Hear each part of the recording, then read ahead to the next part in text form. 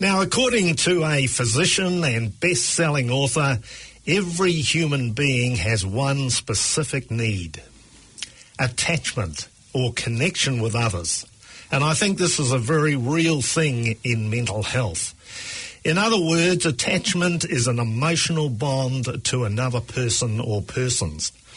It's a special emotional relationship that involves an exchange of comfort, care, and pleasure between two people. Why does attachment matter? Researchers have found that attachment patterns established early in life can lead to a number of outcomes. For example, children who are securely attached as infants tend to develop stronger self-esteem and better self-reliance as they grow older. These children also tend to be more independent, perform better in school, have successful social relationships, and experience less depression and anxiety. Here to talk about attachment is counselling psychologist Vikki Baird, who has a special interest both personally and professionally in the issue of attachment. Well, welcome, Vikki, to take it from us again. First question is, what did you think of the new theme music with Joe Cocker? Oh, fantastic. I love a bit of Joe Cocker. Yeah. Good choice. Yeah, we've changed it, and it has a great, some great messages about respect, which I think is crucial to our emotional health and probably what we're talking about today. Yeah, so I have to say I've struggled with understanding exactly what attachment is all about. Perhaps you can help me and our listeners understand its significance in our lives and our feelings and the influence on our feelings of security and self-esteem. Big question to start with. It is a big question for this time. Well, I'll try my best, Sheldon. So attachment can be quite a complex thing to understand. So we'll try and keep it simple and straightforward today. But why is attachment so important in our lives? Well, it's so important actually because it influences so many different aspects of our lives.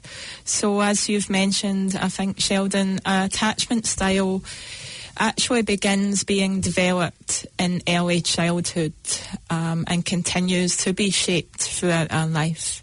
So our first attachment bond as a small baby is usually with a mother or a main caretaker. And that forms the foundation of attachment. However, it continues to develop and change as we go through our life, so other people can also influence that attachment style. So it's essentially a working model of relationships. And so it's an internalised working model that guides our interactions with friends and significant others for the rest of our lives. So what's happening in those first, I guess the first days really, but certainly those first 6 months, don't they say the first 6 months are really critical? Yeah, first 6 months are really critical, and that's where the baby is forming a sense of safety and trust in the world and in their main caregiver. So if their main caregiver is there, secure and consistent and safe, they will learn that their needs can be met and that other people can meet my needs, and the world is a safe place, basically. You can imagine if that first 6 months of life is very chaotic, if the mother is experiencing mental health issues or her own emotional issues, or the father or whoever it is, not just to put it towards mothers, it's the main caretaker.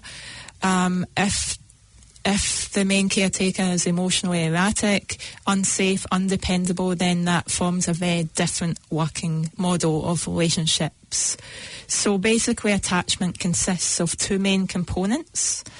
One is a model of what significant others are like can they be trusted to provide support? Can they meet my needs?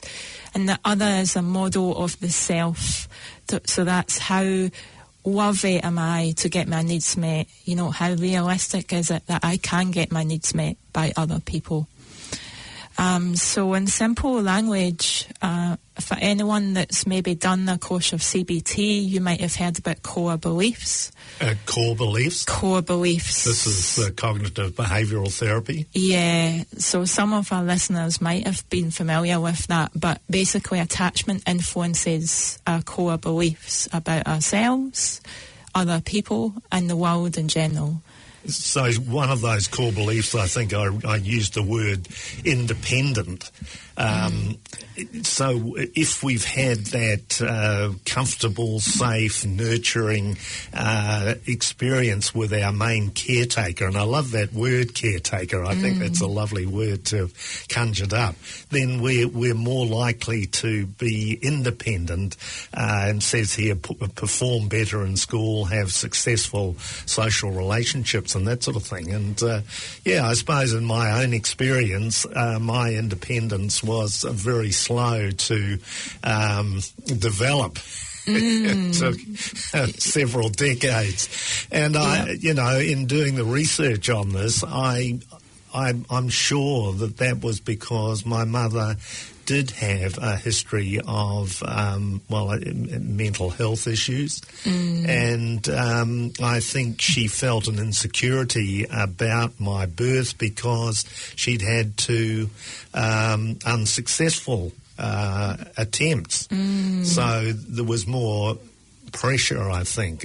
I'm surmising a lot of this because it was never really spelled out to me in any way. Yeah, and that would have a huge impact. So the main caretaker's anxiety or levels of fear will influence, and particularly in young children. So even in the first 2 years of life, before children start to have language and cognition and understanding, they are basically making sense of the world through feelings, emotions, even the way the caretaker will pick a child up. A baby can pick up in the sense of movement, how a person holds them. They can pick up on a very deep feeling level the feelings and emotions of that other person. So, and that's the other thing to say. So attachment, and particularly in those early 2 years of life, it becomes an emotional regulation system. So the child is emotionally regulating to the main caregiver, and the main caregiver's job is to soothe and help that child.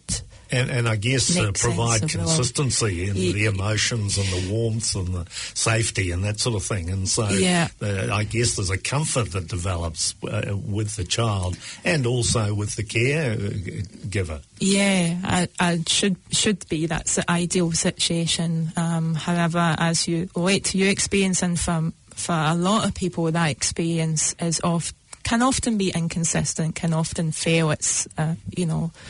So then it's the inconsistency or the failures that create the issues later in life. Yeah. So if we were left in our cots, without care, feeling isolated, feeling untended or unloved, they would be some of the things that might influence this first attachment that we have. Yeah, exactly. That's it. Those are the type of things that influence it. And interestingly enough, in the history of attachment, attachment only really came to be fully understood in the 50s, 60s, and 70s. So before that, actually, the message in society and the message given was that children should not get too much attention. So children should be left to cry and should be fed at specific times, and it was quite rigid and strict. So even in hospitals, for instance, children were often separated from their parents behind, in rooms with all the cots behind glass windows. So, even, in the 1920s, 1930s, this was happening. So it wasn't until the 60s that really changed. So if you think about it, Sheldon, in terms of nowadays, you're talking about a lot of our parents had that influence, right. So a lot of our parents, our grandparents, So this... We're brought up that way. Yeah. We're introduced into the world that way, with a distance. Yeah, with a distance. And even more interestingly enough, you know, it wasn't until psychologists started really observing babies and children who were displaced after World War II or were brought up in institutions where they had very little or no contact with main caregivers, and they started to see that they had significant impacts so they would have stunted mental development, emotional development, social development as they grew into adulthood. Yeah, well, I had a Canadian couple who were telling me about what happened in Canada with what they described as the Aboriginals of Canada. And the children were taken away from their families and put into residential schools. And those residential schools, they demanded that they speak English, not their native language. So they were taken away from all their native culture and traditions and, I guess, norms in terms of bringing their children up. And they were also abused in these schools. They were run, I think, by the Catholic Church, and it was an absolute disaster, and the country is still paying the price of that particular policy. So I guess that's quite a good example. Yeah, that's a real tragic example of what happens when we mess and we interfere with that attachment bond, you know, and I think it's significant. I mean, it's happened all over the world for different populations. Well, today we are talking to counselling psychologist Vikki Baird about attachment. It's an interest that Vikki has both personally and professionally, and it's clear in what Vikki is saying that not everyone enjoys a secure and healthy attachment, Vikki, in their early years and growing up. Yeah, that's true, Sheldon. And some of the main figures, most of the attachment figures come from America, but some of the most significant figures from America, and most research would agree, so about half the adult population in America may fall into the secure attachment box. That's the positive one. That's the one you want to be in if you can. Right. And don't worry, even if you're not in there is ways to get there, which we'll explain later. While the other half of the adult population fall into either having what we call an anxious attachment, or an avoidant attachment, or a disorganised attachment. And we will go into those four. So there's the secure, the anxious, the avoidant, and the disorganised, and we'll go in a bit more to them. Right, okay, so you'd like to start talking about the secure attachment, which the research suggests half of Americans. Do you think we can extrapolate across to New Zealand? That's an interesting word, extrapolate. I was really struggling to think of the right word, but can we transfer, the general research from America to New Zealand and assume that half of Kiwis have a secure attachment in their growing up? Well, it would certainly be interesting, and that would be an area which I would like to see New Zealand look at a bit more in research. It would certainly be interesting to see how they compare, considering the unfortunately high domestic abuse and violence figures we have, and how that would impact attachment. I'm not sure. But yeah, let's go into the different types of attachment. And first of all, before I go into them, I will mention that although we talked about these four different types of attachment, it's probably more realistic to say that they're not distinct categories as such. You can see it more on a continuum. So it's quite possible that even what we might call a securely attached adult will have essences of anxiety or avoidance in there. So you can see it as a bit of a continuum for all these types of attachment that we talk about. So let's go into secure attachment first of all. So this is somebody who has grown up with what is called or described as a secure attachment, and so the characteristics of it will be about what characteristics an adult has who's enjoyed a secure attachment. Is that right? Yeah. Let's deal with. Let's focus mainly on the adults, since it's probably the adults that are listening here. So an adult who has experienced secure attachment and who has a overall secure attachment working model, they will tend to have quite trusting and lasting relationships. They'll tend to have quite good self-esteem. And they'll be comfortable sharing feelings with partners and friends. They'll be comfortable sharing what's going on for them, and also getting their needs met. So asking and receiving their needs being met. They'll also tend to more easily seek out social support as well, because they won't have any fear around that. So remember, going back to what we talked about, the two main components in attachment is, am I worthy to get my needs met, and can other significant people meet my needs and be trusted? So in a secure attachment, that person will know, yes, I'm worthy to get my needs met, and other people will generally respond. So that means they'll seek out social support. They'll have not so many fears around intimacy. They'll be able to be intimate and share their thoughts and feelings. I think that basically sums up the main components of that. Yeah, in our research it says, and I think this is a key point, this issue of self-esteem, that people with that have enjoyed secure attachment will have high self-esteem, and you said enjoy intimate relationships and an ability to share feelings and that sort of thing. I mean, the opposite to that is a fear of being rejected all the time, and so we sort of clam up. We're not prepared to be a bit forthright and outspoken and gamble on saying to somebody, well, I love you, because you might get a negative reaction. Yeah, and that's it, and that comes under the other two main types of attachment, right, which we'll go into. It's anxious and avoidant. That comes under there.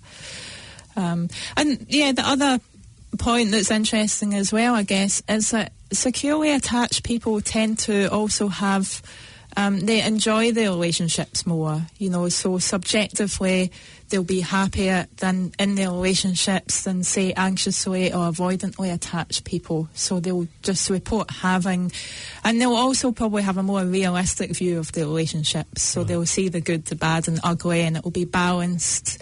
They'll have a cohesive story around that.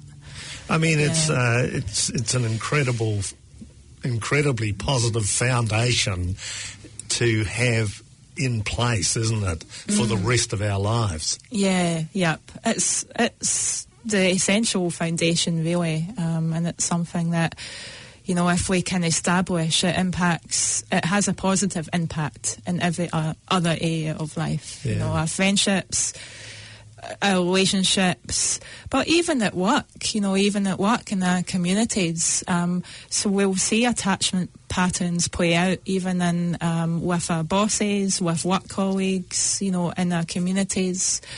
So it really is an important aspect. And I suppose those people that are trusting, have high self-esteem, they enjoy lasting relationships, they are unlikely to be seeking support from mental health services. Exactly, yeah, because they'll be more balanced. They will have a more balanced life. They'll, have more positive things in their life. They'll be more, content and stable and emotionally attuned and regulated as well. I go back to that independence. I'm sure that independence is flourishes and is fostered by secure attachment. And if we have insecure attachment, which were those other attachments that we're going to talk about very soon, then our independence is not it's not fostered, is it? That's exactly right, Sheldon, and that's such a significant point. So even going back to the attachment research, what they found in children was that when children had that secure attachment with their mother, they could go out, they could play with all the new toys, they could explore this kind of playroom full of new things, they could go towards strangers, so they were, they had that independence that you're talking about, that self-esteem, that trust. Yeah. And that is reflected in adult life as well. So if you have a secure base, like if you're able to form a secure attachment, you might have a partner, you might have a stable group of friends. It makes sense that you have that stable group of friends, you have that stable partner, and that frees you up. That frees up the mental and emotional space to go out and explore the world and to live your potential and to challenge yourself at work or in other areas of your life, because you have that secure base to come back to. You have that supportive partner or supportive friends. Well, this is Mental Health Radio, take it from us, and I'm Sheldon Brown, and we're talking to counselling psychologist Vikki Baird today about this, it's sort of somewhat complicated issue of attachment and how it can impact us as adults. So let's go into anxious attachment, because that's quite a common one in the population as well. So I think, what do we say, about between 20 and 25%, I think, in some research. But anyway, what are the characteristics of anxious attachment? So as children, an anxiously attached child may be very suspicious of strangers, actively fearful. So for instance, and I can relate this to my own self, so I was a very anxiously attached child, and if a stranger spoke to me, I would run into my mother's legs and hold her legs, and I couldn't speak. They can, as children, they become also greatly distressed when parents leave. And that was certainly true for me. I remember my first day, probably my first month at school, being absolutely traumatic. So there was many tears, tantrums. It was the end of the world. Did you have friends at that school? I was lucky. There was only one other person in my year. It was only the two of us. It was a small school, and fortunately she was quite a secure child, and she kind of took care of me, which was my safe haven. Did it make it easier that it was only a small school, that you weren't going into a massive school like kids have to do today? Well, that's it. That really kind of highlights just how that anxious attachment works. So probably with a kind of securely attached child, that would make a difference. But with a very anxious child, they'll get very distressed, So even if the situation is nothing to be distressed about, they will get very distressed when their parent leaves. And often as well, when the parent or when the caregiver returns, it takes a long time to be soothed, so they're still very distressed when the parent returns.